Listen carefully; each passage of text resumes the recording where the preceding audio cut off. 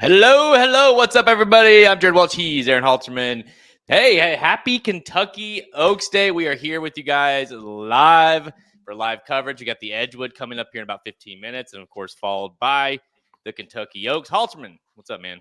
What's up, guys? Everybody, thanks for joining us here as we kick off the Kentucky Oaks / Kentucky Derby coverage. Well, at least the live coverage of it.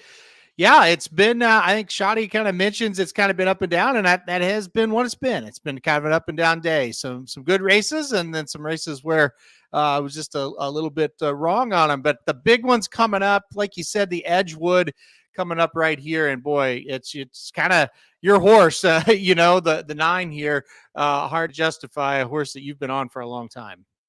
Yeah, for sure. And honestly, I'd like to take a lot of credit for the horse, but I kind of jumped off of him a little bit in the Breeders' Cup, which obviously, or jumped off her and didn't do well. Honestly, I just didn't think that she was going to be good enough. And lo and behold, here she, and she was 9-1 that day, so I wasn't the only one. But yeah, comes back. It's been a day, Halterman, for horses coming back off, kind of off the bench, so to speak. Idiomatic was awesome earlier on the card. I know First Mission has been running, but First Mission was a really good horse. Well, Tabatrice was going to run in that race, got scratched out. That would be so. It's been a day of a lot of returns, horses doing new things for the first time, or as a 3-year-old. So this is it's one of those races. I know you liked him as well, her a little bit. I made a bunch of money on Buku. Is that how you say it? Everyone wants to kill me for how I pronounce the horses' names, but I made a ton of money on her last time. She was 6-1, almost 7-1 that day at Keeneland. We were there, made a ton of money. I had a hard time, dude. I wanted to pick her, but I went to Hard to Justify. Yeah, I mean, I don't really blame you for going back to Hard to Justify because of how well she ran at the Breeders' Cup. And you're kind of right. It does kind of feel like we're back at, we're kind of back in a new season. You're seeing these return horses come to the track like Idiomatic. And boy, how impressive was that? I mean, she kind of looked like, oh boy, we may be in a little bit of trouble here. She just dusted that group when they asked her to do it. So she was fantastic.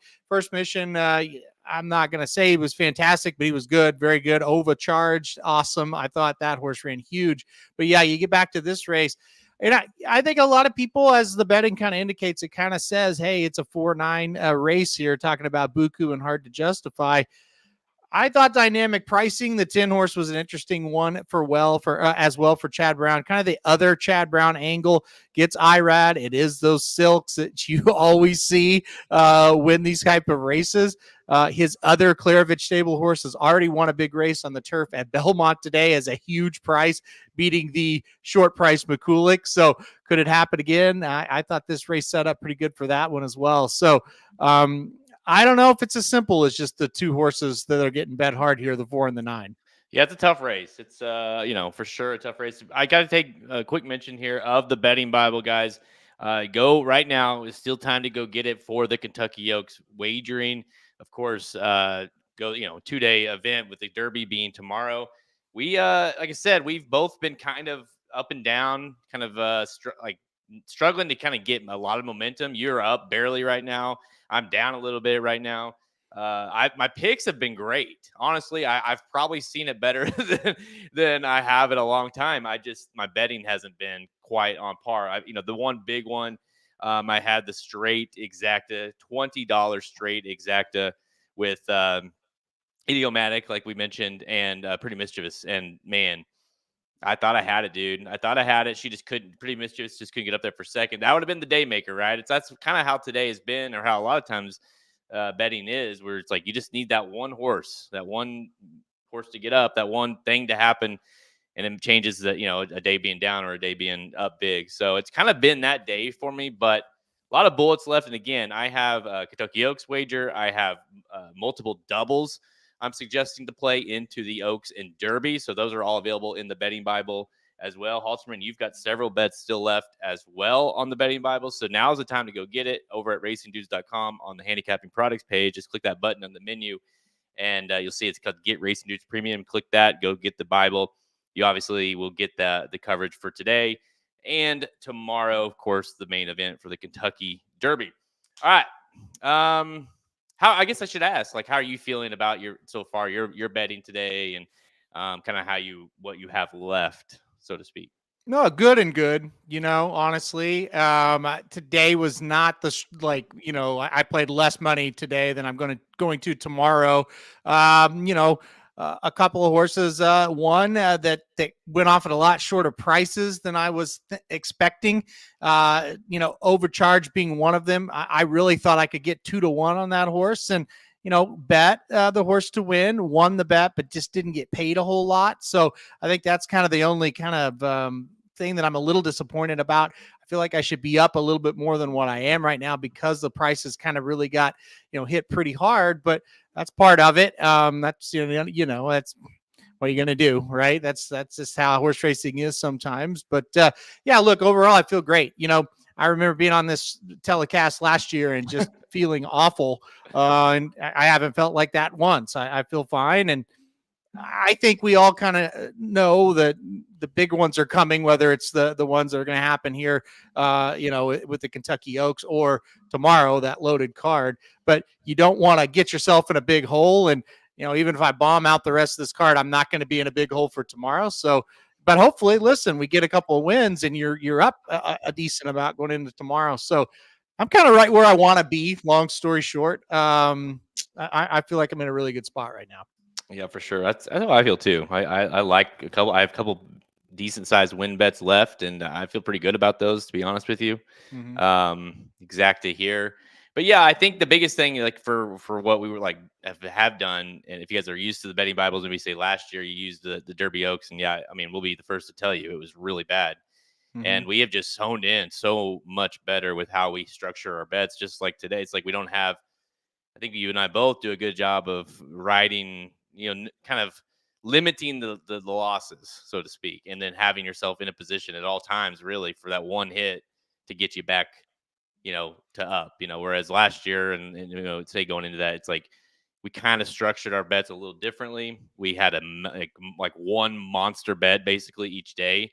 Mm-hmm. And if it didn't hit, and it didn't, right, then you felt like you were just treading water or trying to even get close to getting back to even the whole day. And so not much of that going on anymore with this. And again, I feel like we're in a good spot. But all right, let's look a little bit at this race here. Let's look at look at the doubles into the of course the next race is the Kentucky Oaks. Let's look at some of the double. Well, I'll kick it off. The doubles are suggesting that in the next race, you're looking at probably just FYI being a pretty decent favorite. Those double will pays right now to just FYI seem to be getting hit pretty darn hard. So that's the first thing that jumped out to me.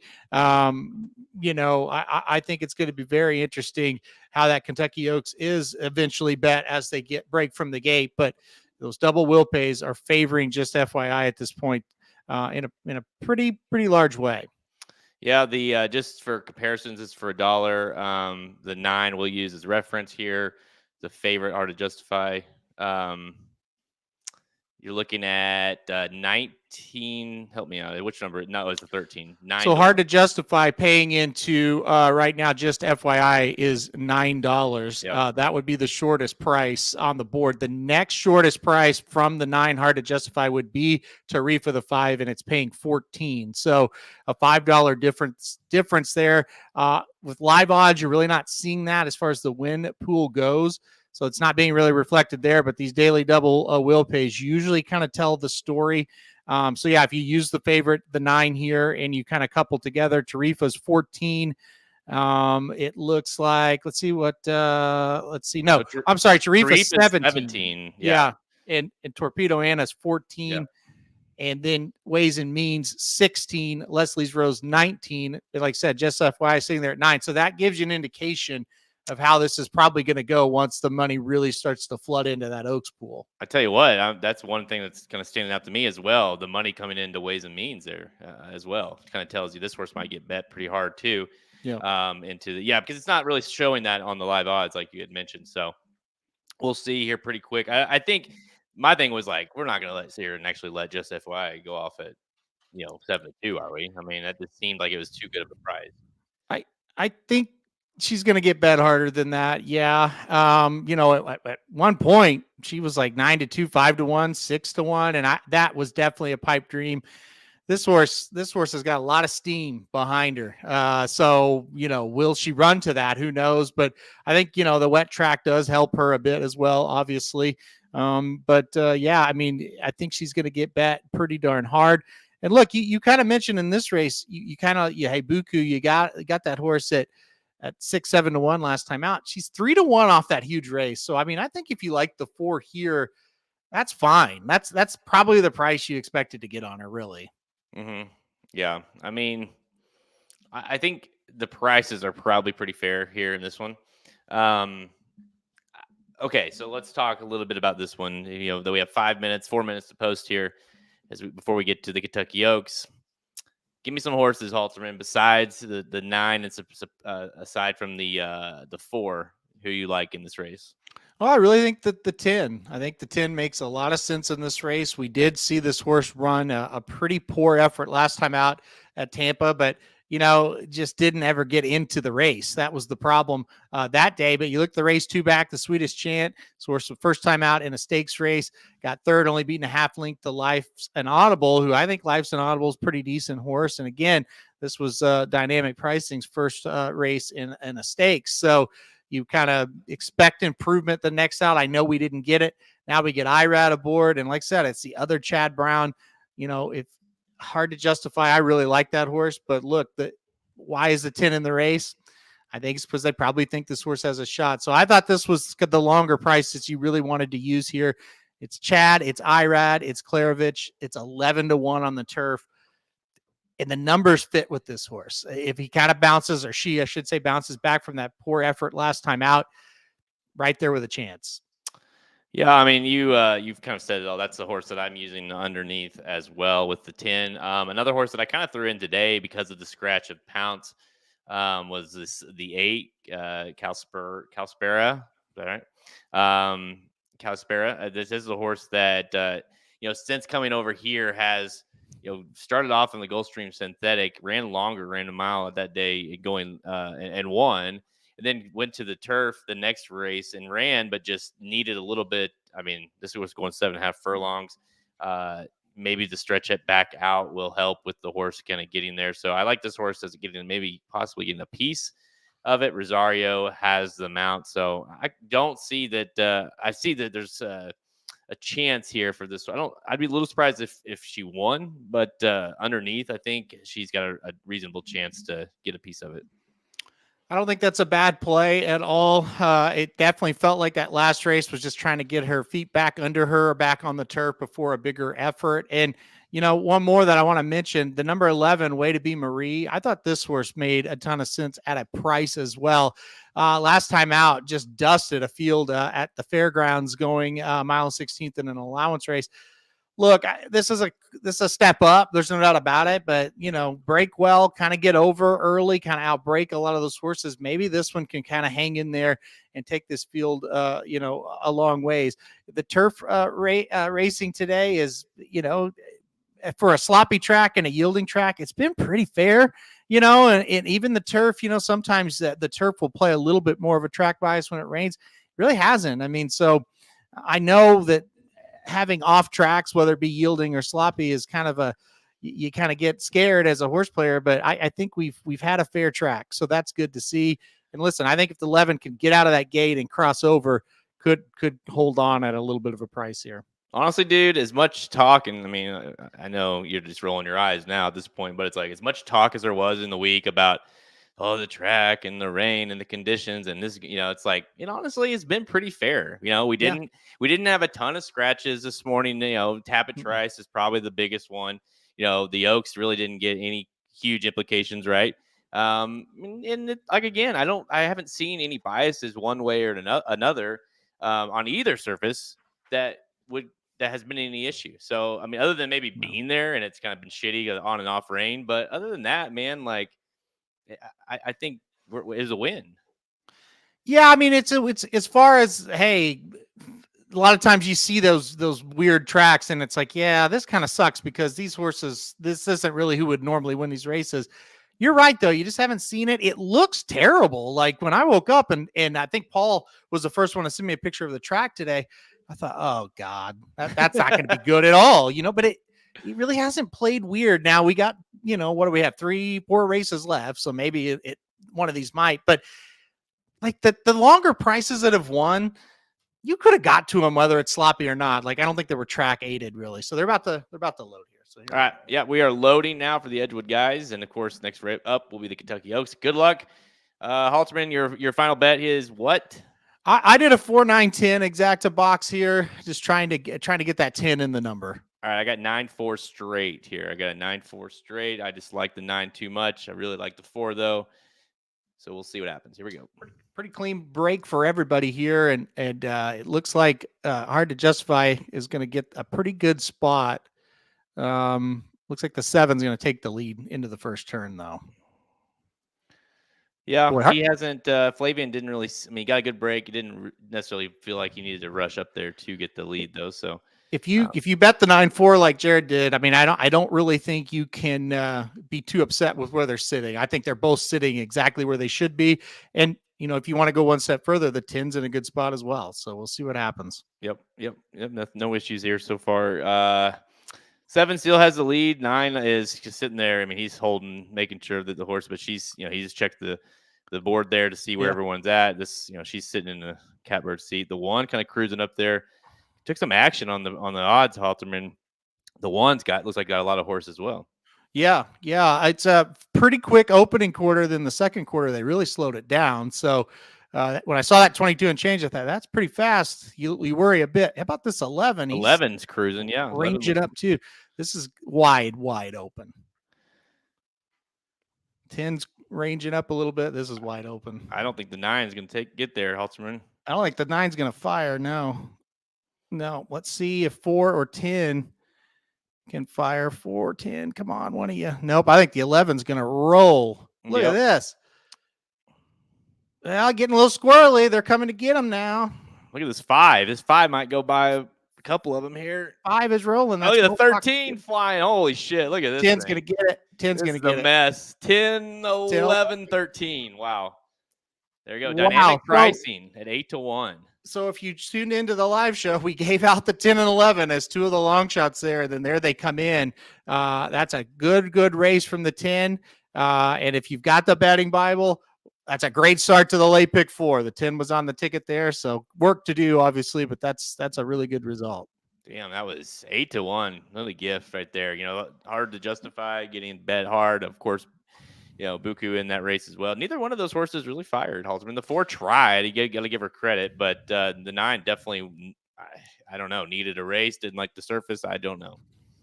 It's upsetting for me personally because I have the 11 in 4th. So if I box 4 horses in the exacta instead of 3, it's a win and a really good win. I think, let's see what that was going to be. A sweet exacta.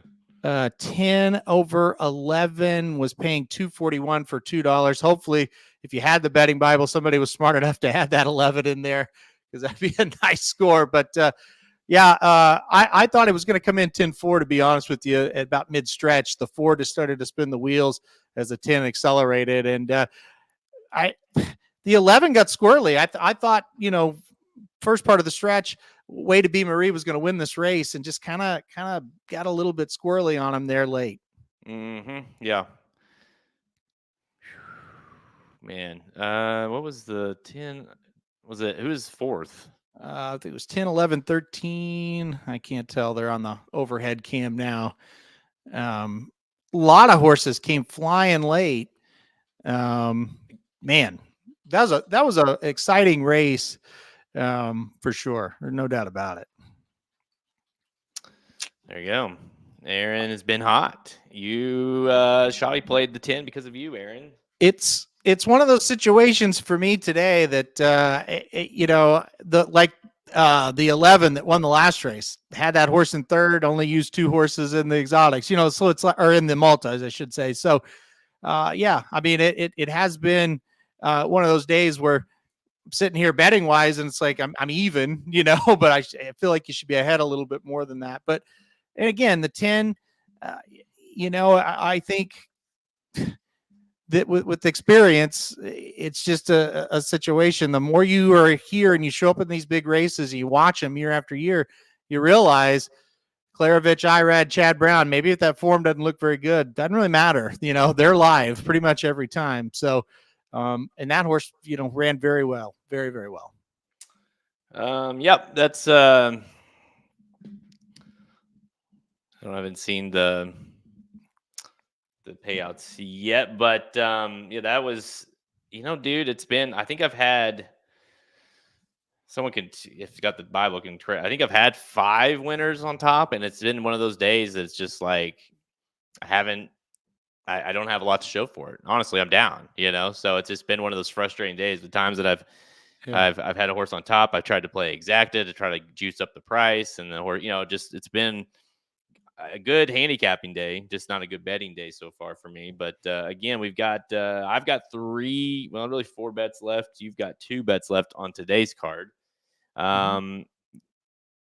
We guess we can head over. You want to head over to the Oaks, Magic? Yeah, it's time for the Oaks. Okay, now. Go for it, Magic.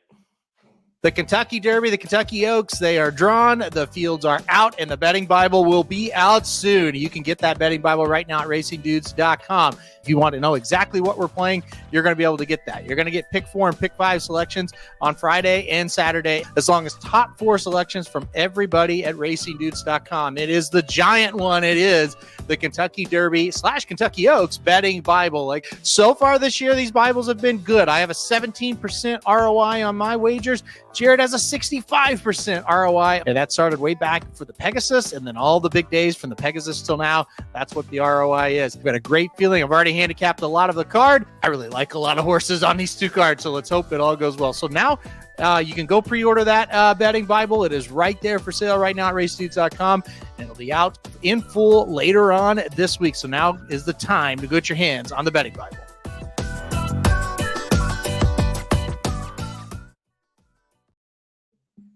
There you go. Good job, Halterman. That was great.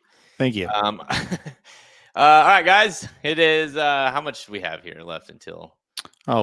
3 hours probably. 52 minutes. Yeah. Can we kill 52 minutes? Yeah.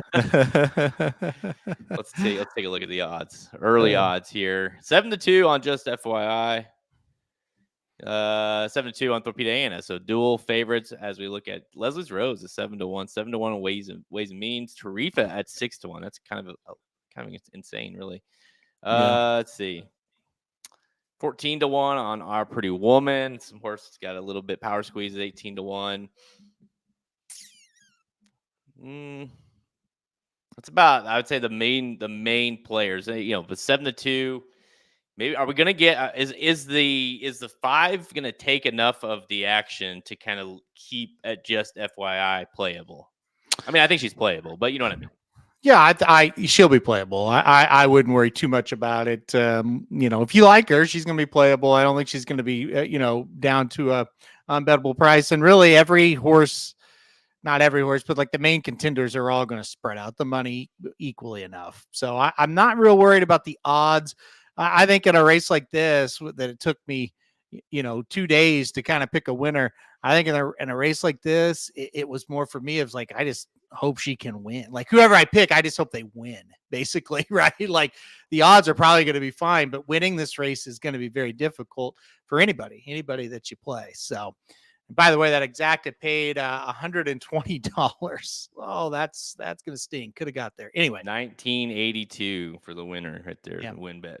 Yeah. That's, good that kind Yeah. of sums up the way I feel like I've been betting today or handicapping. It's like great call on the horse. Not a great bet. Yeah, but live in the pick 4, that's a good way to get it started. And so, you just go on and you hope to get the next one. It's definitely a 50-50 thing. You got to handicap and get the right horses there. And then, you got to make the right bets. So it's definitely, they go hand in hand. And so sometimes you're not a great handicapper, but your betting is spot on. So there's, we could go 2 different ways there. All right, let's see here. Let's take a look at do they do the walkover? They do a walkover, don't they? Yeah, they'll do a walkover.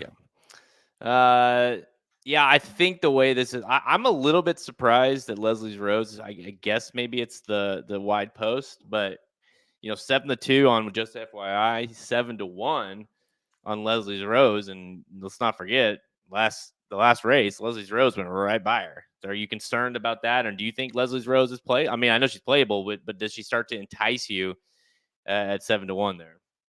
I mean, absolutely. Yeah. And are you concerned? Absolutely. Yeah.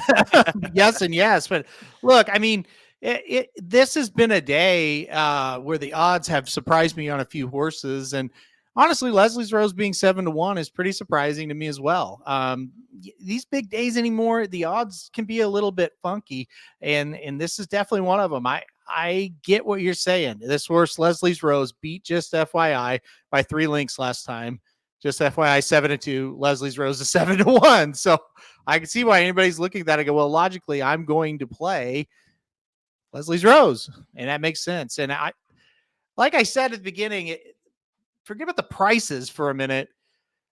Just getting the winner. Let's say they were all 5-1. Just picking out the winner is super tough in this race. I feel like I've never handicapped an Oaks where so many horses are coming second off the layoff into the Kentucky Oaks. It's such a weird dynamic. And I think with Just FYI, that's the thing. People say, okay, second off the layoff, she's going to improve. And we've been hearing how good she's doing. And I think that's why you're seeing that money. I'm not saying it's justified. I'm just saying that's why you're seeing it. And that's that's why I picked her. I thought the second off the layoff progression would be huge in this one. Yeah. And, Bill Mott runners have ran pretty well today, really. I mean, so I don't think there's any concern with what I've seen today from his horses being ready. But I just don't. You guys heard it on Blinkers Off. Like I didn't really go into this race with like the intentions of picking this horse. I honestly, I think my first kind of like quick look at it was I may have had her like third. Yeah. And then I just kept going back to her and then looking at her kind of her progression and that last race. And it's like, you know what? She just wasn't geared up. And I think the biggest difference and I mentioned this on Blinkers Off as well, is I think that the biggest difference is, yes, when we have it's just training styles. When you have a horse like Leslie's Rose, who's trained by Todd Pletcher, she comes in off the layoff, say, you're expecting her to win. You're expecting her to be geared up because that's just the way Pletcher pretty much gets them ready, like horses like that. But Mott's not that way. He's a little bit slower with getting them to that spot. And so he thought, okay, we got to get her the Oaks. We have the 2-year-old champion. She won the Breeders' Cup. The Ashland's not the goal. The goal is to win the Kentucky Oaks. And so I just kind of feel like the upside, the next race for her is going to be the good one in Just FYI. I hope so. And I think ideally he would have wanted to run in that race down at Gulfstream and then go to the Ashland. And you may have seen her not run very well at Gulfstream. And then the Ashland, she runs her best race and gives her a better shot to win. So I still don't think it's quite ideal what they're having to do with her. But because she scratched that day, it kind of put them in a weird spot. But you said it. I mean, when you think of Bill Mott, it's not that he can't win on debut, but you really think debut races, probably won't run all that well. We'll run a lot better second out. And it's the same way with coming off layoffs. First race off layoff for Bill Mott. I mean, they can win, but they're not going to be like a crazy winner. But that second race, that third race, that's when you're really going to see that horse peak. So I think that's what people are thinking today. But look, I mean, I was the same way. I didn't have her on top either first time through.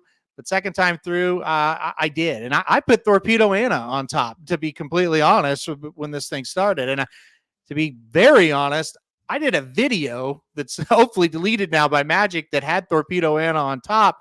And I texted him the next day and I said, hey, don't do that. I've switched. So that shows you, I don't hardly ever do that. When I'm ready to go to the video portion of the work, I don't know that I've ever done that actually, but I did here because it's just, I changed my mind so many times on this race. So it's that kind of race. It just is. All right. So John has a good question. And we talked a little bit about this on Blinkers Off this week.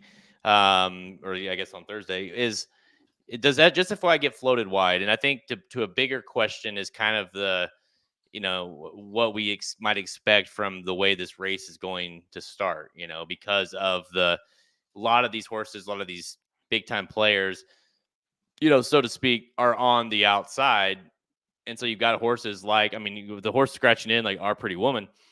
We know she's going to try to get to the lead, or he's going to, Rosario's going to try to get her to the lead. Leslie's Rose is a horse that likes to be at least somewhat forwardly placed. Just FYI, can sit off a little bit, but you've got multiple horses, Ways and Means, another horse that probably preferably wants to be somewhat in that middle level. So you do have a lot of horses that are going to be vying for some sort of position that are on the 10 to an out spot. So how do you think, just FYI, kind of what's the goal for her as they hit the first turn?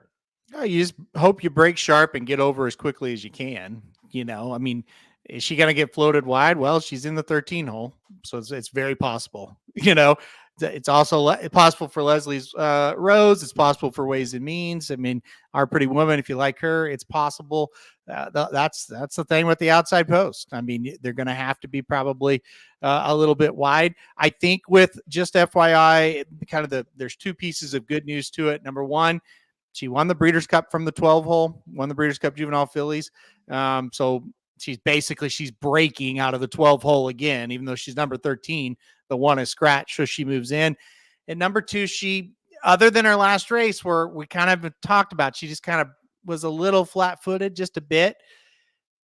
Her other races, she's been able to kind of be forward, and maybe she can kind of outbreak in at least the first 50, 100 yards of this thing, pass a lot of them and get in a position where she's 3 wide instead of, you get real scared if she's 5, 6 wide. Ideally for me, like I would love to see her 3 wide from this 13 hole sitting like 4th. And if she can do that, I really don't think if she's good enough, there's not going to be an excuse, right? That's the biggest, to me, more than the trip. The biggest question is she going to be good enough? And that's the question I had with any of these. Like, when I had Torpedo Anna on top, I kept going back, said, well, is she really that good? Or maybe not, is she that good? But just like, how good is she is the question. And I really think after today, we're going to have that answer. But coming into this, it's like, I am really skeptical who is actually really good in this race. All right, so I'm taking a look here, guys, at the Oaks Derby doubles right now. That, of course, if you whatever platform you guys use, obviously we recommend that you use TwinSpires. That's right. Go to twinspires.com. Use promo code DUDES. And you'll get matched up to $200 bonus on your first deposit. When I'm looking at TwinSpires Halterman and I'm looking at the Oaks Derby double, you just see that as like, if you guys are on there, you basically just look down on the drop down for different tracks. You'll see Oaks Derby double. No real surprise here. The Fierceness is your favorite. The Fierceness, or the just FYI to Fierceness double is paying 14-1. Pretty low, really. All things considered, 16-1 with the 5. You're getting 20-1 on both the 8 and the 11 here. So obviously, let's go through some of these horses too with the favorites. 22-1. Again, this is all related to just FYI to Sierra Leone. 22-1 there. Catching Freedom's 42-1. So that's nice. Let's see. 48-1 on Just a Touch. 11 is that Forever Yeah, Young? Forever 47, Young, 47 47. to 1. Yep. That's about as far as low goes. But you guys have any questions? Anyone you want me to look at? Yeah, Price wise. Ways and Means Forever Young paying $63. Anthony wanted to know on that one. Yes, so $63 for $1 for that Ways and Means. That'd be 11.11 there. Ways and Means Forever Young. That would be that'd be sick. That Be would be good. nice. So Yep. again, I don't think any of the prices are, I mean, really unplayable but it does kind of give you some sort of indication. Not that we were too surprised that you're probably, and by the way, if you guys haven't seen the live odds, definitely has Forever Young drifting lower, right? Because I would be surprised if we don't see 6 to 1 or so on him come post time tomorrow, maybe even 5 to 1. Yeah, but Fiercest, I think it was 5 to 2. Sierra Leone was like 4 to 1, somewhere in there. So those seem to be, in my opinion, that the order of the horses at post time are going to be Fierceness, Sierra Leone, Forever Young, Catching Freedom. That's the order I would put them in. Yeah. Oh, I think you're right. I think you're absolutely right. And you look at I just looked at the first, or at the current, I should say, Kentucky Derby odds. Fierceness sitting there at 3 to 1. So he was down to 9 to 5. Now he's up to 3 to 1. And you're going to see these fluctuations early because you just don't know, you do know there's just not a lot of money in that pool. And one huge wager can, vary these odds quite a bit. So we'll be keeping an eye on that. And like you mentioned, Forever Young sitting there at 7 to 1 now. I think that was, it was one of those things. The Magics and I talked about it yesterday. It's like all these kind of big name people, John White included, but David Aragona and Craig Milkowski, they're high on it Forever Young. They're like, I think he's going to be, I think he's going to be really tough to beat. And then the next sentence, it's like, I think we'll get 10 or 12 to 1. It's like, well, yeah. One thing cannot equal the other. If he is that kind of horse, you guys aren't the only ones that are going to play him because you're telling a lot of people to play him, and so 7 to 1 is not surprising to me. We'll see. They're starting to walk over now. Only 39 minutes. We're killing time pretty good here. By the way, I do want to ask John. I'll ask him. I'll text him right now and see, and I'll get an answer. And he's usually pretty quick. By the way, dude, have you ever known a guy? Like, is there a better responder to text in your group than him? Nope. I mean, seriously, like, and it doesn't matter. You'll wake up to text from him, and it'll be, again, he's Western time or West Coast. Yeah. The dude, he'll respond at 5 a.m. He'll also respond at 1 a.m. It's like, when do you sleep? Yeah, I agree with that. Yeah, I've sent him a text at about 7 in the morning here, which would be 5 a.m. there. And yeah, like I said, he's been up watching the Lakers game, and I know he has because he's been texting me during it. And then I'll text him, and it's like, yeah, he's up. I'm like, hey, I'll just text him something like, so got a whatever buyer for the stakes, and then he'll say, yeah, I saw that, and here's another one. It's like, okay, so it's pretty crazy. But yeah, what I wanted to ask was basically if Forever Young drifts down to say 5 or 6 to 1, and Fierceness is at 5 to 2, which one is the most enticing to him? Yeah. Kind of interested in that because we didn't really go into what that price might look like if he were to, though. How long are his texts though? Actually, you know what? He's to the point. Yeah, he's very to the point. I mean, like, some of them are long, but like, I mean, yeah, his texting is he's a great texter. He's usually just pissed or happy one way or the other about a bet. That's our text chain basically. You guys in the baseball are killing me every night.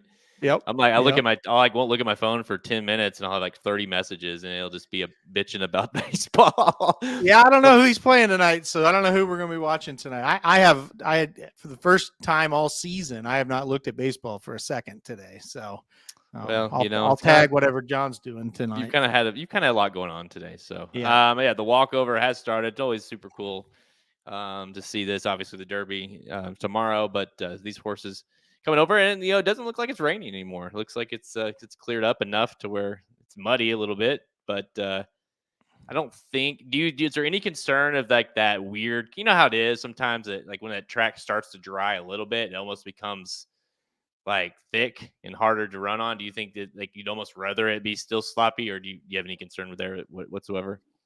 Churchill dries fairly quick. The problem is it's just been off and on rain and there's no sun. And what I've been reported, there's not a lot of wind, so it's hard for it to dry. So I think you rarely see that like heavy Churchill track. It's usually sloppy or it's fairly dry. So I'm not quite as worried because it's here, but I do understand what you're saying. Sometimes the hardest track to play are those ones that are in between, where it's listed as good and it's muddy, and it's like, yeah, that's when it gets real sticky and heavy.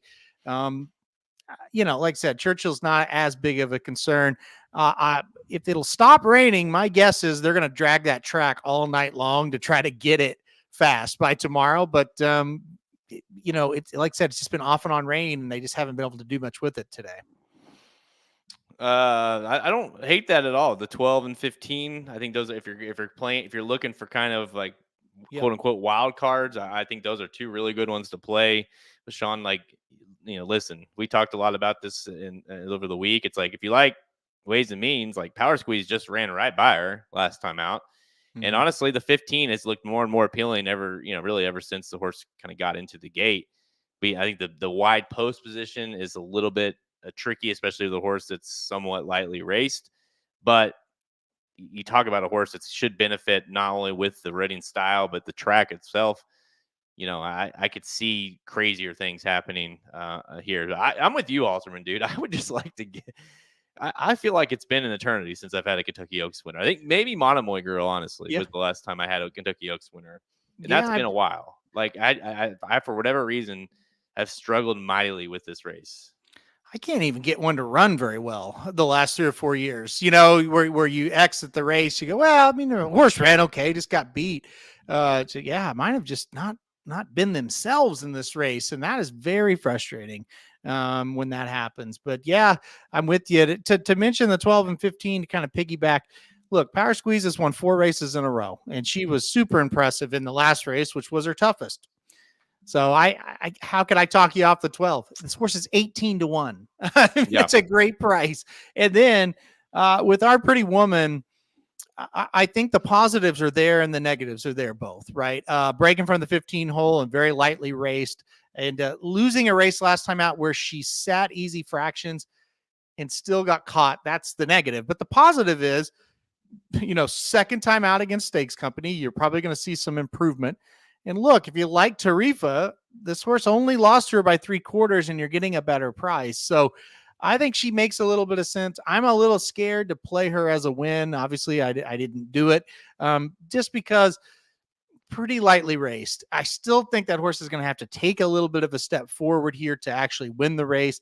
And it may be too big of a step to take on a stage like this. 33 minutes to post, 7-2, holding pretty steady there with just FYI. Feels like that's about where we're going to get. I mean, I could see some late money coming in to make her 3-1. But I think 3-1 is probably the low end you're going to get. You got, let's see, Tarifa is at 7-1. You've got the Beta Anna at 4-1. So 4-1 and 3-1 would be, I think, pretty what you'd expect. Ways and Means sitting there at 6-1. I mean, I'm a little bit surprised, Halterman, that Ways and Means is tied for third choice in this race, that you have Tarifa and her kind of vying for that spot. And on top of that, they're ahead or lower, I should say, than Leslie's Rose, a grade 1 Ashland winner, So it's a little surprising there. Do you think the Ways and Means hype is like, it's one of those things like, I think we were both kind of interested in her. You have her ranked pretty high as well, but 10-1 maybe, or but do you think, because like we talked about on Bleakers Off, like when they're that price, then all the kind of question marks of what she has kind of coming into the race, like, well, it makes it playable, but the 6-1 start to become like, no, you need to do a little bit more for me to bet you at 6-1.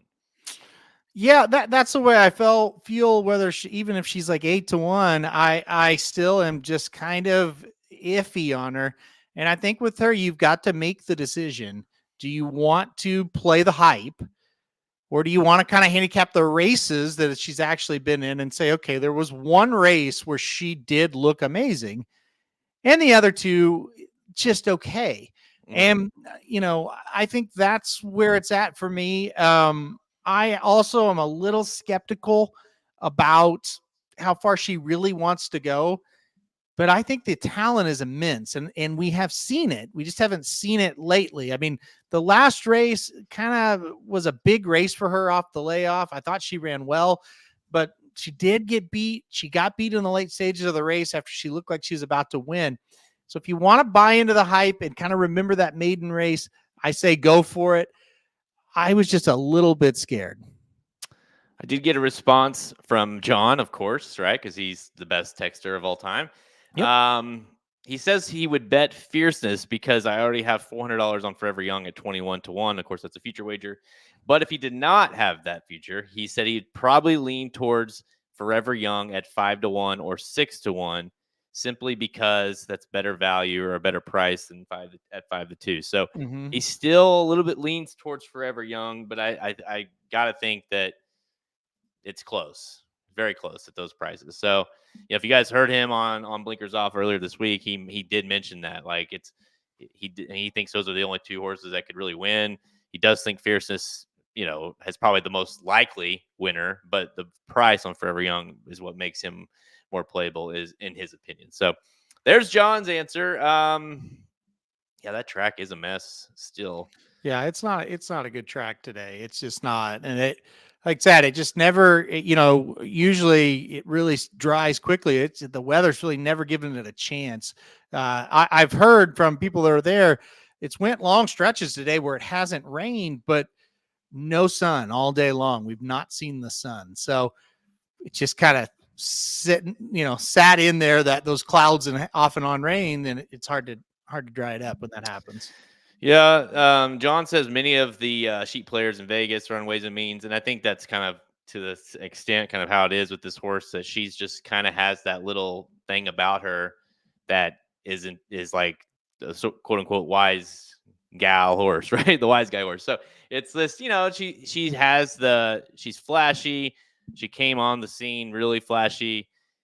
The last race was good, but off of the layoff, everyone expecting her to run better. And, I think the biggest thing for me, Halterman, is Chad Brown. Like, he's not going to run her here. Like, it's not like he's like, oh, this is his first Kentucky Oaks horse, and like he got the opportunity to run, they're going to run.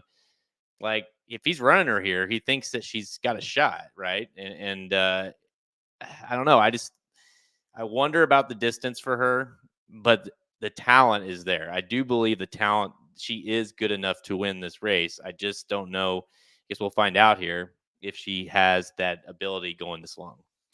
You're getting paid for it, though. Like there are question marks, but at least you're getting a price. Like you'd hate to bet her at 3-1 with that many question marks. So look, I don't think it really, if you watch horse racing a lot, you can see that her first race was a special race, right? I mean, it was a powerful effort, but again, not to just say it over and over, that was a long time ago, and it was a sprint race at Saratoga, and now we're going a 1 1/8 on the slop in Kentucky Oaks. That's why you're seeing that 6-1 number, and also second off the layoff, another that question mark that a lot of them have. So we'll just have to see. I mean, am I going to sit here and be shocked that she wins? If she wins, not at all. But I just am a little afraid that she just might not quite want to go this far, and she still might not quite be at that peak race yet. I'm just kind of sitting here looking at some of the exactas as well, probable exactas, I should say. If you are on just FYI, you're getting, I guess, 16-1 on her over the 5 to Peta Anna. That's your low. But really, they're all pretty playable. Even over the 8 Tarifa, you're getting 25, 26-1, somewhere in that department, 25-1 over Ways and Means, which I think is excellent, because you could really make a case, in my opinion, for her to run really well and just not be quite good enough, right? And kind of get second behind her. And then, shoot, 30-1 on Leslie's Rose. So if you do like just FYI, and to be fair, I do believe that price is fair at 7-2, like very playable. But if you're not interested in playing her to win, like there's multiple options and ways to make money here. And not to mention some of the multiple horses that I didn't list that are bigger prices that you can make serious money. Yeah. No, I mean that. Listen, this race and the Derby both, there's not that heavy one to the other type of favorite this year, right? Like both races, the odds are going to be pretty wide open, and that's what's causing this. The huge fields, that's another thing. 14 and 20, so another huge fields for both of these, and that's what's causing these great payouts. And both races are. I mean, you just look at this Oaks race. There's just so many different ways you can go. This definitely, both races, both the Oaks and the Derby, feel like could be one of those races that you could be right and wrong at the same time. Mm-hmm. It's just, they're going to be tough. Like, you're going to have to get lucky. I'm watching the feed here, watching that Ashland. That was just a really spectacular performance from Leslie's Rose that day. She ran off the screen. I mean, it was fantastic. And I don't know where it came from, to be quite honest with you, because she had been good, but this was a great, great effort. Yeah. And like I said, if you're watching the screen now on Twin Spires, Leslie's Rose, then there you see it, just kind of gallops away from Forever F, just Just FYI, FYI, I should say. Yeah. Well, yeah, and dude, and like if from that kind of layoff, for just FYI, the layoff, and she improved her buyer 10 points off of her Breeders' Cup win. I mean, if you're Bill Mott, you probably left that race saying, well, she ran exactly like I wanted her to. Yes, she was a little bit tighter, less, maybe not quite top end, right? But that's what you wanted to see, and you got beat by 3 lengths. And so Yep. if you're the connections, you're basically just saying, well, again, because prior her best buyer was an 87 or 88. I'm sorry, Leslie's Rose. So she had never sniffed a race like that, and so you're hoping, you're banking on that she can't do that again. The also thing is to mention, what if she just really liked the 2 turns? Mm-hmm. That's a factor too. Leslie's Rose is definitely bred to be going a long ways. Maybe the 2 turns is what did it for her. Yeah, I think she found another gear. There's no doubt about it, and I think that could be part of it as well. I definitely think once they got her going and got her pointed in the right direction, it was gone, right? So, yeah, it could be a lot of it as well. I just think she's almost as inconsistent as Fierceness in a way. Mm-hmm. That race 2 back was just really bad for her. I didn't think her first or her second start, even though she won, was all that great either. So there's 2 things right there that's kind of make you go, oh, I don't know. But then you see that race at Keeneland, and it's like, yeah, I don't have any problem betting her today at 7-1, and it makes total sense that if you want to bet her there, how could you talk somebody off of her? 7-1's a good price. We have post time in 23 minutes, everybody. No to the answer. We cannot show the race, obviously. We could show it once, then we won't be on air tomorrow because we will get banned. Mm-hmm. So it doesn't make a lot of sense for us to show it. It is on Twin Spires. If you have an account there, I think it's being shown on NBC as well. So you guys have plenty of opportunities to go watch the race. Yeah, 23 minutes to post. 3-1 now, Halterman on just FYI. So she's gone down a little bit of a click. 4-1 on Torpedo Anna still. 6-1 on Ways and Means. Leslie's Rose at 7-1. Give me a horse, Halterman, that's not I'll make it even tougher on you. That's not those horses, and it's also not the 15 Our Pretty Woman. Give me a horse that you like here that could come in and win, could come in and finish second and juice up one of these exactas real well. Oh boy, it gets tough after that. I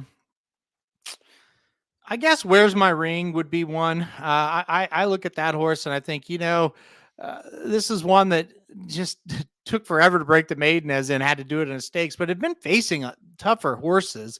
And that was not the first stakes race that horse had been in, right? And was able to get the job done at Aqueduct. I know that race may not have been all that strong, but I think we've seen this horse run better since stretching out. So she'd be one at 10-1 that would make a little bit of sense to me.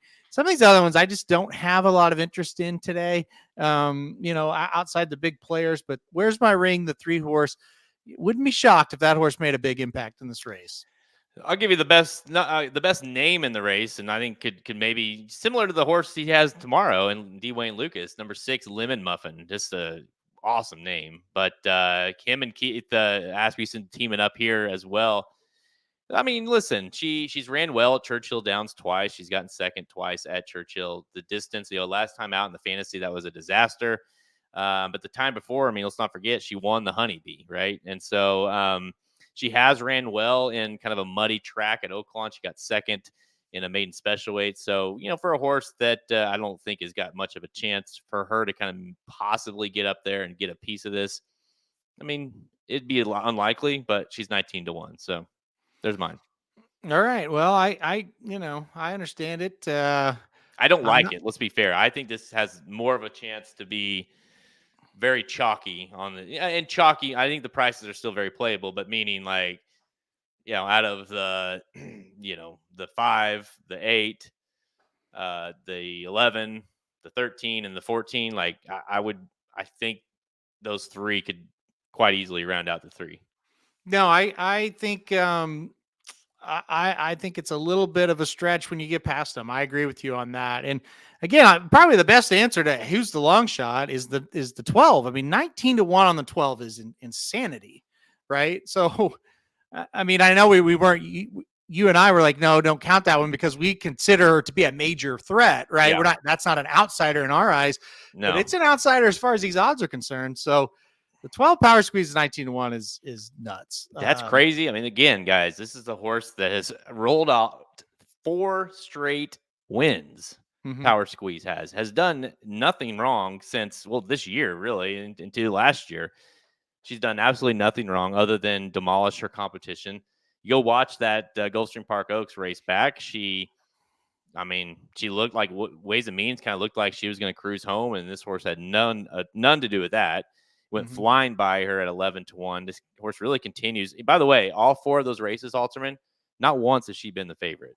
No. She just continues to be overlooked. And 19-1, she's way overlooked here.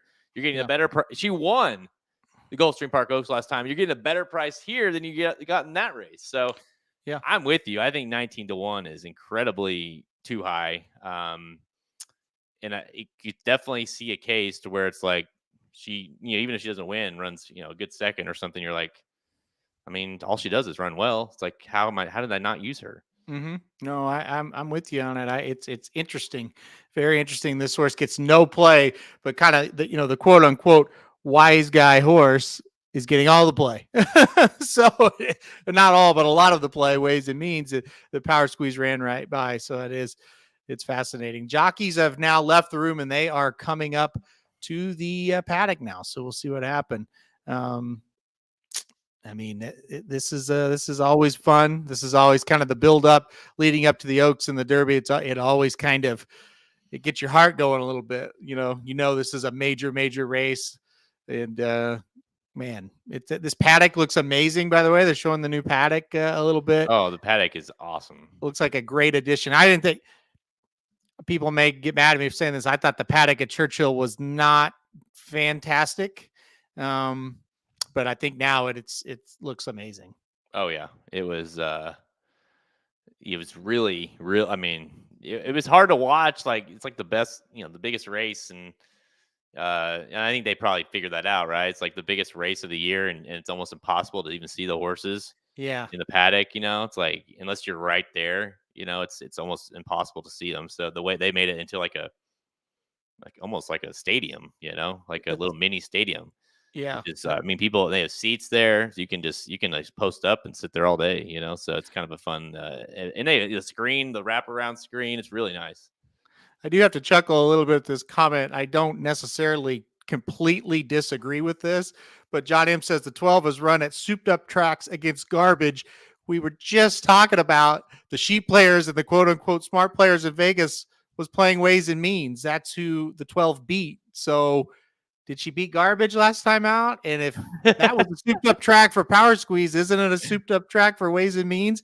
And honestly, with Gulfstream, the horses that are in the front usually are the ones that have that advantage and maybe take advantage of that souped up situation where Power Squeeze came from the back.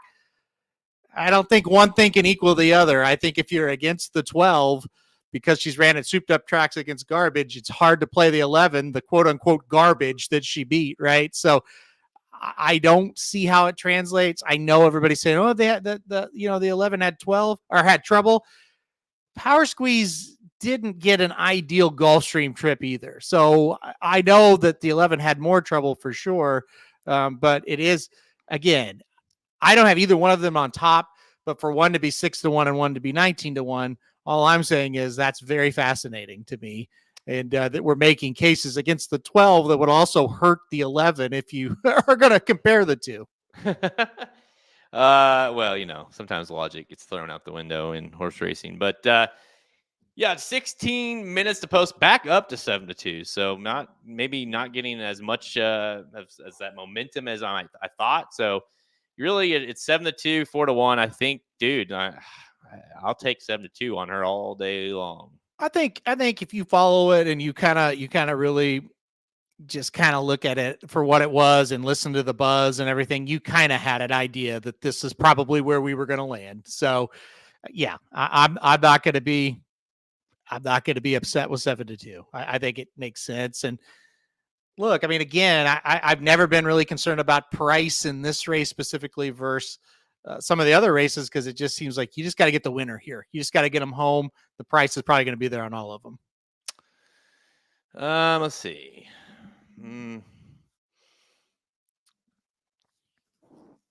Magic, you want to play one of those clips, will you? And I'm going to go get a drink and we have 15 minutes to post. I'm going to get a quick drink, and I got a special drink I got ready for this. So I got to get it ready.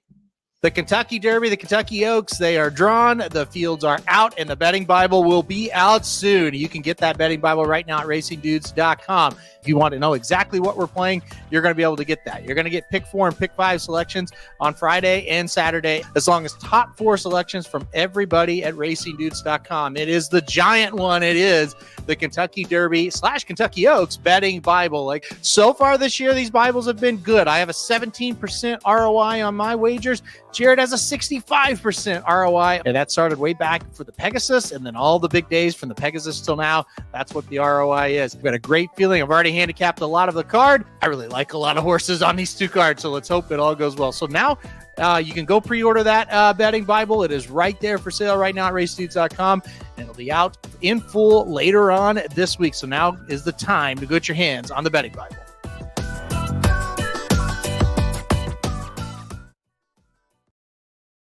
All right, we're back here, and I'll take it over here as Jared's still making his drink. I got a special request. My wife watching the show and also watching the horses in the paddock here. She likes the 9 Everland, so I'm going to talk about the 9 Everland now. This is actually a horse that Magic, and I believe Mike Somich liked this horse a little bit as well. Won last time out the Bourbon at Oaks, and really was impressive. Kind of coming from out of it, winning that race by a length and a quarter. It was very, very good. Now, here's the problem with Everland.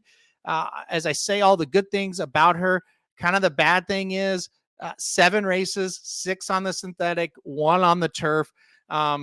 Just has never ran on the dirt. So we don't know about that aspect of it. Now, back to the good news about Everland. Horses by Arrogate out of a Tappet mare. So what's that tell you? That tells you the dirt is definitely possible for this horse. You almost look at that and go, well, why did they ever run her on turf or synthetic to begin with that pedigree? So we'll see if it can translate. But I know a couple of people have been kind of high on this horse. So the number 9 Everland sitting right now at, what are we, about 30? Where are we now? 38-1. Beautiful horse in the paddock here. I know Heather picked her because she's gray, but still very interesting horse, that people do like. So I had to get what year was this? Oh, yeah. Oh, there you go. 144. I had to bring it at the best luck, right? Mm-hmm. The last Kentucky Oaks winner, Monomoy Girl. Yep. That's amazing. 2018. Love it. 2018. How about this, Halterman? Guess what day it was? 5/4/18. So the same day tomorrow that the Derby will be ran. Oh, wow. So we had Monomoy Girl. Man, what you go look back? You had Monomoy Girl and Justify same year. Just insane. it's a reason why it's one of my favorite ones, because it was our first one that we went to live, and we cashed a lot of bets. So those are two things that really obviously help. The only bad thing is Friday was one of the most beautiful days for racing I've ever been to. I mean, it was just fantastic. And Saturday was horrible. What a rainstorm. Yeah. It was all day Saturday. It poured down rain, but Justify winning definitely helped our cause. I remember we were in the press room, and they were almost running out of cash at the windows because there's not very many people that are betting at the window there. Do you remember that, standing in line? And they were like, you may be the last one we get to pay out on this Justify before we go get more money. So I thought, man, this is so cool. We're soaking wet. Like, I ruined my suit, but Didn't care. I got enough money to pay for another one. That was a fun experience. That was the best feeling ever. It took us forever to actually get to where we could actually go try to, because like Justify wasn't even back yet, and we're out on the track yelling around, like Bob Baffert's just by us. We're just acting like maniacs, and Slim was another world. But no, what was I gonna say? Yeah, that was a good oh, by the way, I'll give out a fun double that I had listed in the Bible, but I'll go ahead and give it out here just because I think it would be fun. How about the all Justify Oaks Derby double? Pretty doable as well. You got the all Justify. You have Justify here in the Just FYI Sire, of course. And then tomorrow you've got two in the Derby with Just Steal and Just a Touch. So kind of a fun, we just saw Justify in the last month, you and I, and so it's like, hey, a little bode to him. And honestly, dude, like a Just FYI Just Steal, it might be a little bit of a reach, but Just a Touch, it's doable. That double would pay great. And you talk about we're talking about the weather and the sloppy tracks and everything like that. You do have to just smile from ear to ear when you think about horses sired by Justify and think, well, there may have been no better horse than Justify running on those sloppy tracks. Coming out of California, where he probably never seen a drop of rain, and he just loved those sloppy tracks. And just FYI on the screen now, one of those Justify horses who has a massive win over the slop as well. Yeah, guys, and let's just like, we went and saw him at the farm. Like I said, saw him and Pharaoh, and one of the things that really just stood out, I mean, is that we were gonna set the fee at, what was it, 100, right? Is what it originally was, 100K, and then once he rattled off a couple winners in the Breeders' Cup, and it's private, so he's private, so it went straight up to 2. Dude, if you were to get an Oaks and Derby winner, Oaks and or Derby winner, I mean, does it go to 250? He's crazy. He's always he's. I mean, you've got Aiden O'Brien saying he could be one of the best sires ever. And he's got turf horses over there. By the way, City of Troy, another Justify, going to make his 3-year-old debut tomorrow morning. So don't forget about that one. But anyway, back to the how it's specific to us today. It would be huge, and he has legitimate shots. Obviously this race, and you never know, the next race, the Derby, it's possible, but he definitely bursts onto the scene on the national stage, winning those big races on the turf, on the dirt, at the Breeders' Cup with that first crop. So now we'll see that first crop as they turn 3. Will they keep progressing? Because let's not forget, Justify, he wasn't even racing as a 2-year-old. So they should theoretically get better as they go on here. 8 minutes to post here, guys. We will not show it just one last time. We will announce it, though. We'll give you guys play-by-play. We'll stay live during it. Following this race, there are a couple of races left, but we'll kind of we'll shift focus, I should say, for 10-15 minutes on the Kentucky Derby. And then, of course, we'll be live again tomorrow for the same type of coverage as we for the Kentucky Derby. So but we will not we can't show the race. We are partnered with Twin Spires, but we also enjoy that partnership, and that means we're not going to show the live stream as well as I would say this, just working in the press as long as we have this, out of any race in the world, well, maybe not the world, but any race in the country, this one, I mean, you can't, like, there is protective of the Kentucky Derby, Kentucky Oaks, as any kind of public event that you can imagine. So we're not going to mess with that. Any suggested superfecta bets or this race Carolina Moon wants to know. Well, I think the way I like to play superfectas is put the top choice on top and then put horses in underneath, but key that horse in the first spot. So I would put just FYI in that top spot, and I would single her in that spot there. And then I would sprinkle in Tarifa and Leslie's Rose.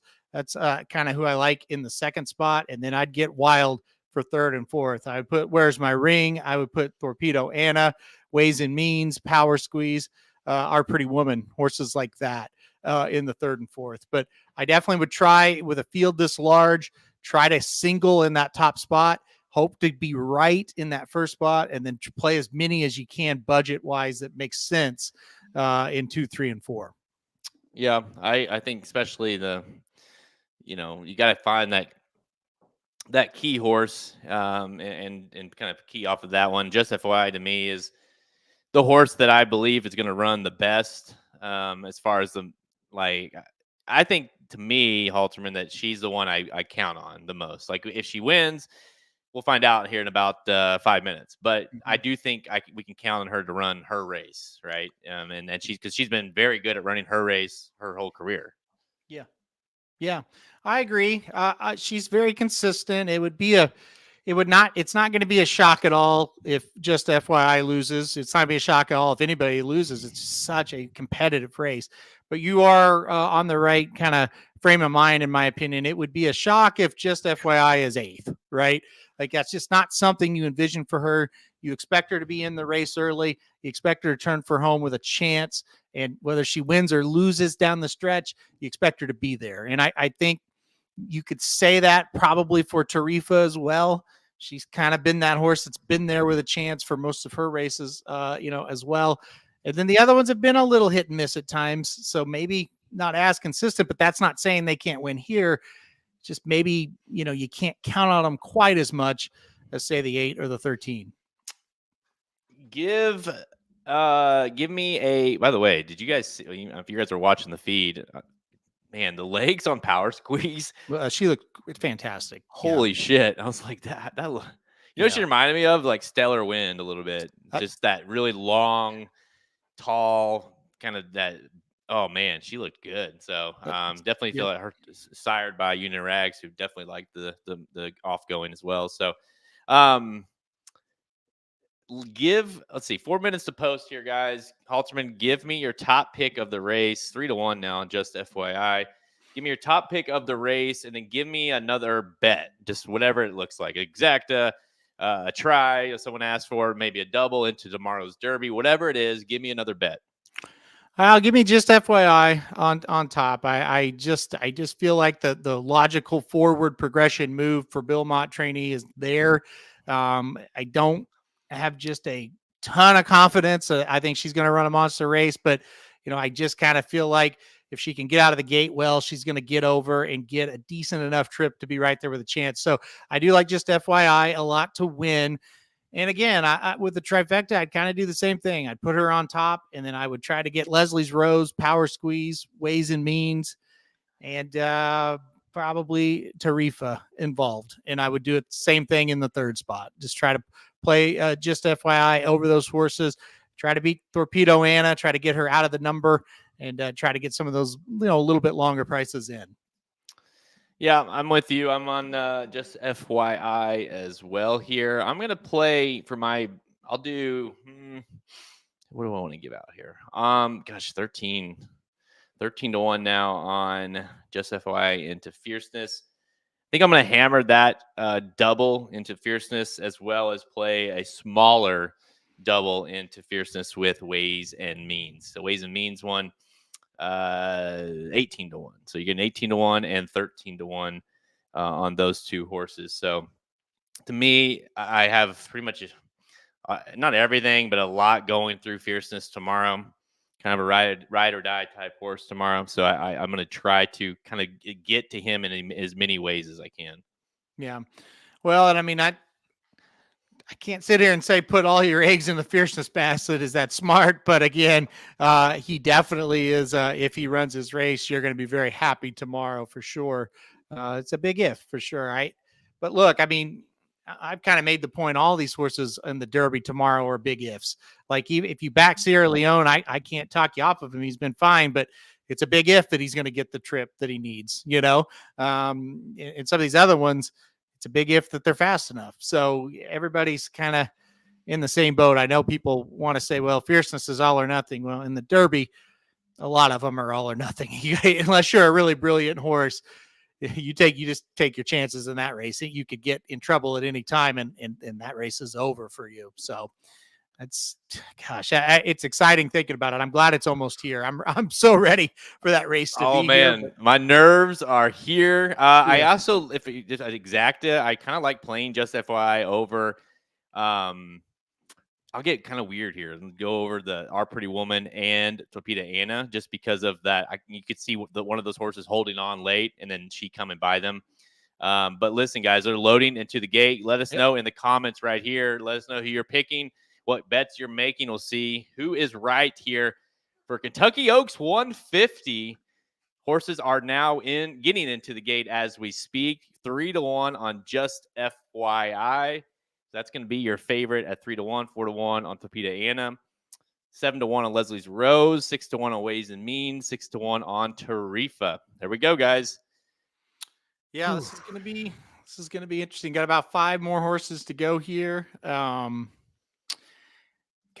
Torpedo Anna sitting there at 4-1. That's one we didn't even hardly talk about a lot. That she was very impressive last time out at Oaklawn. So that's just it. There's so many landmines. Whoever you pick, you got problems, because you got to beat some good ones here.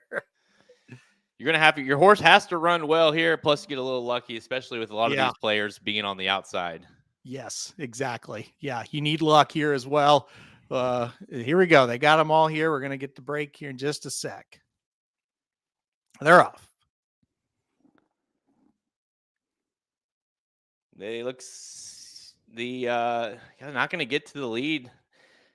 Leslie's Rose broke outward a little bit. Yeah. Power squeeze towards the back. You've got Ways and Means kind of up near the front. Where is Just FYI? Just FYI is in about 6th. He did save ground. He did not, or she did not lose hardly any ground. So if you were worried about going wide, you don't have to worry about it. Now, is that the best position for her? I'm not quite sure. She seems to be traveling okay. Really, nobody's getting a trip that I can see right now that's poor, but could be wrong. Torpedo Anna is taking them. It looked like they were moving real quick. 22 they are. And 4 for the first opening fraction. Ways and Means wants to go. She's right there about 4 wide, 3 spot there. You got, I think Leslie's Rose is sitting there. She wants to go a little bit. The 10 into Champagne's right there in that bunch. 13, you can tell Just FYI has run as well, but he's holding up her as well. So we're going to see Halterman. This 5, we'll see how good she is. The 11 looks geared up, ready to run as well, as they are in midway through the final turn. Oh boy. It's 11, 5, and 13 all in with big-time efforts here. Oh, my goodness. Golly, the 5 looks loaded. Yep. Here comes Leslie as well. We'll see, guys. Let's see. Oh, boy, this is going to get interesting. Just FYI is firing a big race, but can she get Torpedo Anna? It's going to be close. Oh, I don't think she can get there. I don't think she can either. That horse got going again. Oh, my goodness. What a performance here. 5-13. It looks like 4 regulatory risk for 3rd. And that's what I was talking about. Just FYI, ran a big race, but Torpedo Anna ran bigger. That was fantastic. What a performance. Wow. Yep, Torpedo Anna, guys, ran the shit out of that race. Didn't even get close to losing. Just went gate to wire yet again. I mean, honestly, poor Just FYI has ran 2 really nice races. Really nice. Yep. I thought, honestly, at top of the stretch, I thought she was a winner. I did too, because you look at the pace that Torpedo Anna set, and you thought, okay, might come back a little bit. Did not come back. And if she does come back a little bit, Just FYI is going to win that thing. But holy cow, this Torpedo Anna just took off in the stretch after setting that pace. Fantastic effort from the top 2 here, but especially from the winner. That was tremendous. I mean, listen, guys, I simply do not bet McPeak at low prices. So, I like the horse. I just never would have gotten there based off of that. But listen, I, I don't, I don't have a lot of complaints. Tarifa was terrible. I think, dude, honestly, I think Ways and Means ran really, really well. She just doesn't want to go this far. Like, Yeah. she was ready. I thought, honestly, didn't you think for like a half a second, like she was getting ready to go? Like we might see a effort here between her and just FYI. And then Torpedo Anna said, no, that's okay. No thanks. If you were watching and you hear me, I kept saying, oh my, because I thought you're right. I thought we were going to see a clash because you could kind of tell Torpedo Anna was not backing up, but she hadn't really accelerated just yet again. And I thought, oh man, they're going to get up next to each other. And then, yeah, she had just another gear. I mean, she poured it on. And I'm telling you, that's one of the more impressive Oaks horses I've seen in a long time, because I really think, especially when we reanalyze this race, I think the 13 ran fantastic and got smoked in this race by the winner. You just got to tip your cap to the winner. That was so impressive. Wow. Just insane. That was such a good effort. Listen, first Kentucky Oaks win for Kenny McPeak as well. He's looking to do it again on tomorrow. But first Oaks win for Kenny McPeak. He's got to be elated. This is a horse, guys, that, yes, has shown signs of being very good, but, has also shown signs to kind of struggle a little bit. The Golden Rod wasn't super great. Got second that day, came back off of the long layoffs from November to the Fantasy and just dominated. And then, of course, did what she just did here. So really good job by McPeak to get her into this race, and obviously to run that kind of race in this race, because I'm with you, man.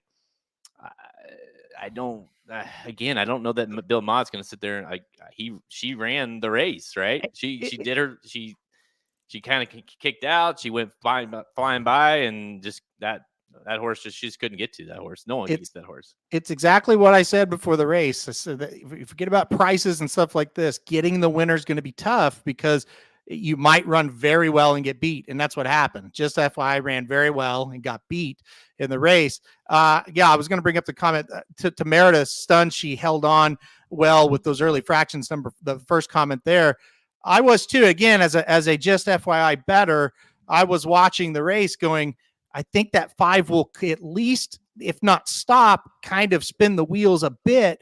And just FYI's firing, I think she'll have a shot. I wasn't sure. It was like a 50-50 thing, but then you see it. It's like, oh, it's not a 50-50 thing. She's not going to get him.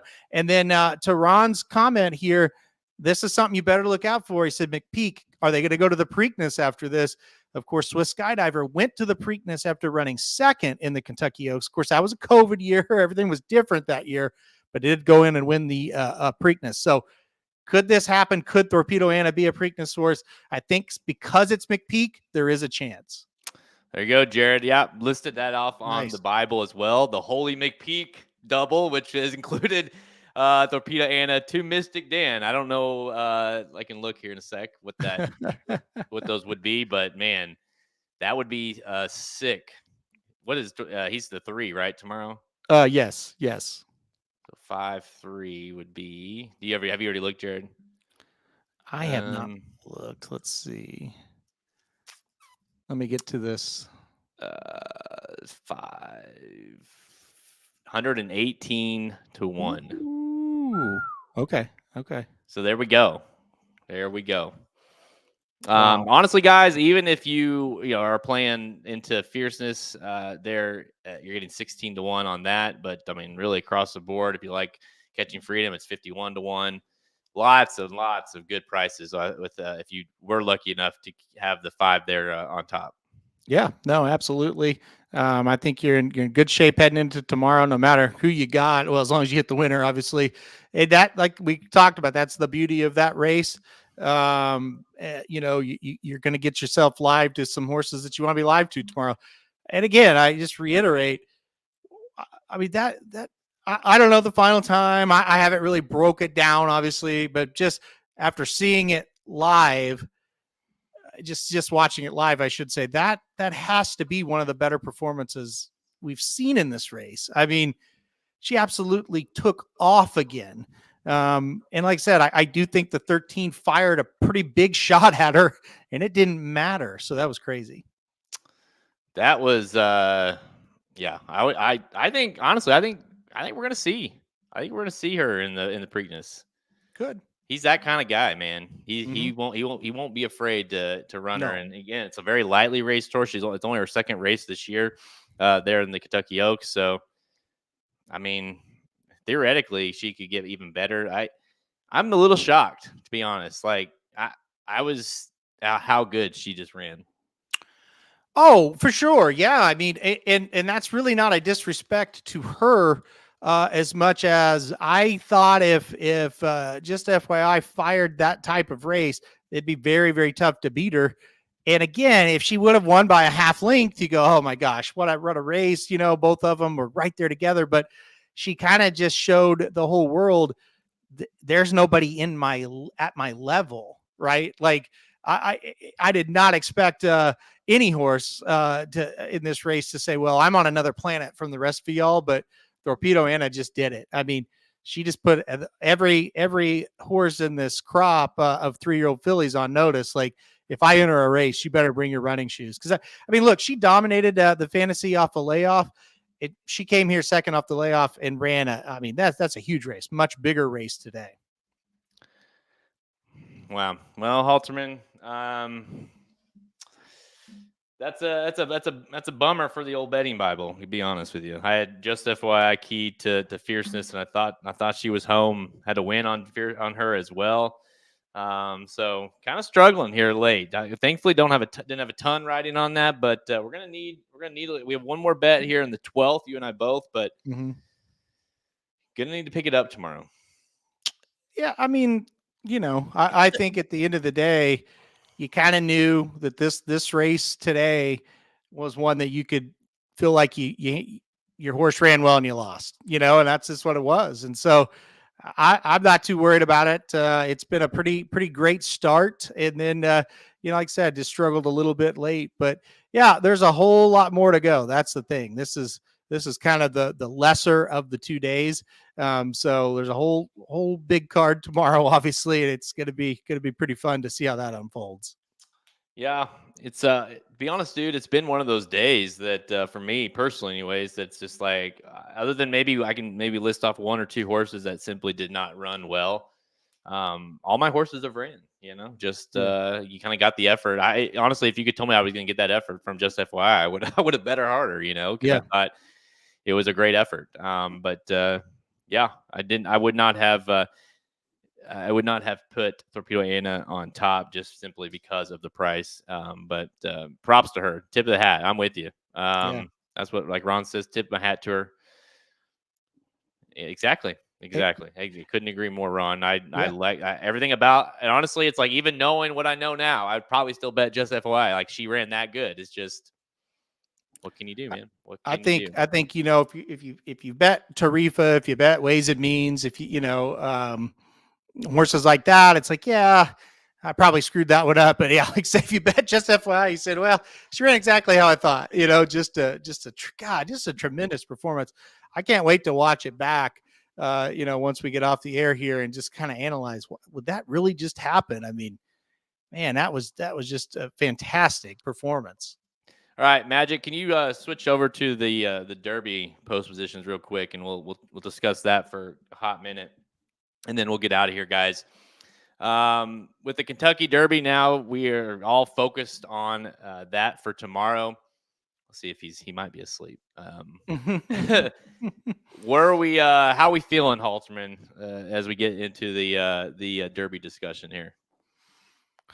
I mean, I don't have any different feelings that I've had all week. I really just, for me, it's a very simple Derby. Fierceness shows up with his best race, he wins, and if he doesn't, it could be a good number of horses. I mean, the more you kind of analyze it, it becomes a very wide open race. If he does not fire, you do have Sierra Leone that's going to have to get a good trip, and that's just a very questionable thing, right? You're going to have to, from Catching Freedom, another thing, horses, both of these coming from behind, you're going to just need really good trips. You're going to need luck aboard those two horses, even though they're very good. So, to me, though, it runs through fierceness. If he looks like he's firing his race, I don't think it'll be much of a problem. And if he's not running very well early, I think you kind of got the idea that this is going to be pretty wild down the stretch. There you go. Jeffrey says, Aaron, using your picks on the Bible grid for doubles and pick threes, I'm up well over $1,000. There you go. That's awesome. Jeffrey, it has been one of those days where if you looked at my top fours, you're having a great day. And if you kind of look at my specific bets, you're just having an okay day. So I'm glad you looked at the grid. That's great. But yeah, my top fours have been on fire. There's no doubt. Yeah, for sure. That's how I started off the day. Just I could not miss, but yet the bets were were hit and miss. So, but yeah, congrats on that. Again, a good way to kind of say, you know what? Sometimes it helps to just take our thoughts and use your own opinions, and obviously that's a case there. A bet for the 12th race. Yeah, Shane, we do have a bet for the 12th race listed in the betting Bible. There you go. Hey, we can't give it all away. Some people pay for that. All right, let's look a little bit more here at the race. Let me look at the odds here. See if I got live odds. Let's see here. So you got 3-1 on Fierceness, 9-2 on Sierra Leone. Forever Young at 7-1, Catching Freedom at 8-1. Let's see. Who else would you like to? 11-1 on Just a Touch. Just Steel. Honor Marie's at 12-1, so definitely taking money. Most people expected that with Honor Marie. Mystic Dan at 16-1. You got to think he's going to take some money, even more so now after his trainer just won the Oaks, right? Yep, and moisture in the track, and who knows what it's going to be tomorrow. But yeah, definitely. So, man, this is. I'm watching this race back. I'm telling you, this is an effort. It ran 3/4 and 111. This race, turning for home. This was just FYI's race. I thought this horse is home, but man, just found another gear. That's amazing. Yeah, no, Mystic Dan's gonna take money with that track being how it is. Everybody saw it all day today. Probably gonna, they're gonna have it again. They're gonna have that sloppy track, and they're gonna think, okay, this is the horse in the mud. So it makes sense that he's getting some play. Yeah, I'm telling you, man. I was watching that too. That is a hell of an effort. Well, you just watch it, and even as they hit the wire, she's pulling away, like even more. It's not like she pulled away and then idled. No. Dude, and like, crazy. Let's not forget, like, she was on the lead from start to finish. I mean, she put up those fractions. They were moving early. She got in the position, had to run fast to get in that position, and yet still just put them away. And it's like I saw the chat earlier. Like, that was a good. I mean, yeah, a couple of them didn't fire. I'll give you that. But just FYI, is your 2-year-old champion, your Breeders' Cup champion, and she was geared up for this one, and she ran like it, and she put her away like she was nothing. Yeah. And I do kind of agree with the chat a bit. It's like, because I know the money was spread out in this race. Obviously, some of these horses, they didn't really run very well. But you're right. What the hell happened to Tarifa? I'll be quite honest. I never saw Tarifa. I was scrambling up the backside to try to find her, and I couldn't find her. And I'll have to watch it again. She never, Power Squeeze never got a call. Tarifa never got a call. Really, the only ones you kind of saw, Ways and Means was up there where you kind of thought she'd be. Of course, Just FYI ranged up, but did Leslie's Rose do anything? No. Leslie's Rose did. She was in the back. Shit, dude. Now she ran horrible in this race. I did see Leslie's Rose, but she backed up something fierce. Dude, they were pulling her up almost when they hit the top of the stretch. Yeah. So I don't know what happened to her. I'm trying to find Tarifa. Tarifa's like almost in last as they turn for home here. Sorry, we're watching this again. Yeah, she's just not.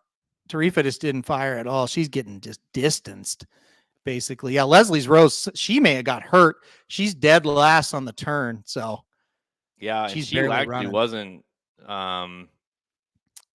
She was in a pretty good position as they were getting ready to enter the turn.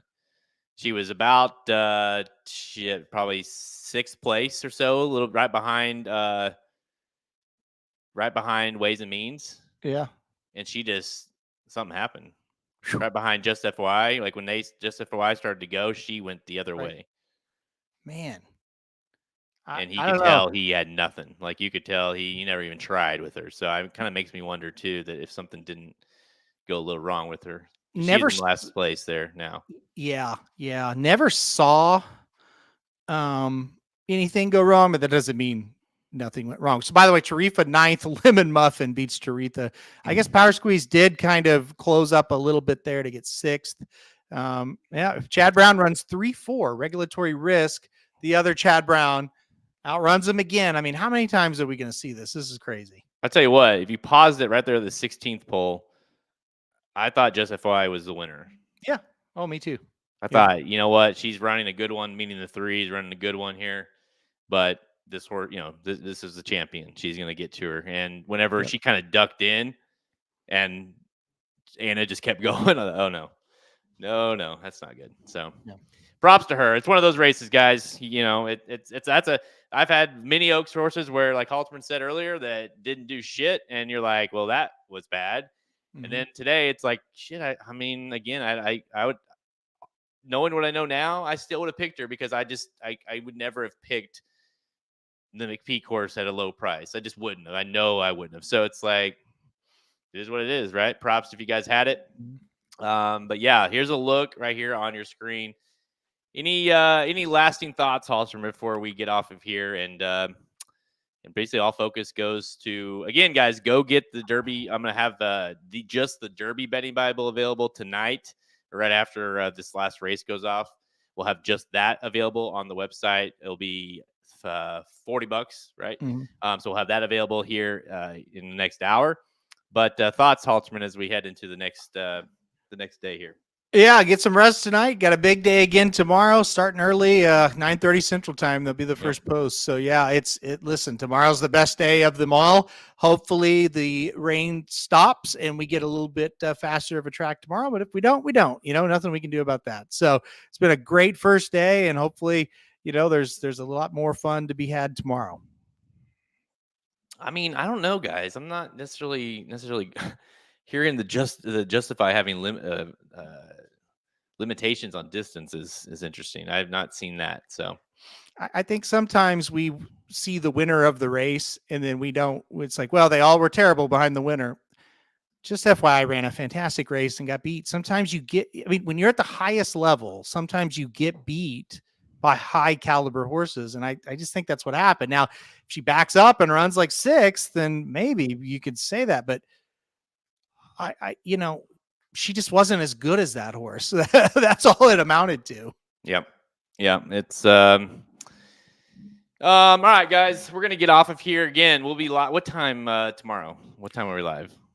We are live. Let me make sure I read this correctly. Give you the exact right time. I've got it wrote down. 5 Eastern. 5 p.m. Eastern tomorrow. 5 Eastern, 4 Central. Yes. 5 Eastern, 4 Central tomorrow through the Kentucky Derby. So we'll be talking all the undercard races within that time frame, as well as, of course, the build up to. We did a good job today of killing almost an hour, so we're gonna have to do that again tomorrow. Oh yeah. But we'll do that. We'll be here. I don't know. We might have some more guests on as well. So yeah, look for us tomorrow. Make sure you hit that like and subscribe here if you're watching us on YouTube. Again, the betting Bible. Go get the betting Bible right now at racingdudes.com. Today was the preview. We've got way more coming up. We've saved most of our big bets for tomorrow. So make sure you go get the betting Bible for all our picks and plays. Magic, I'm going to let you take us out. Until next time, guys, I'm Jared Welch. He's Aaron Halterman. See you guys tomorrow for the Derby. Good luck.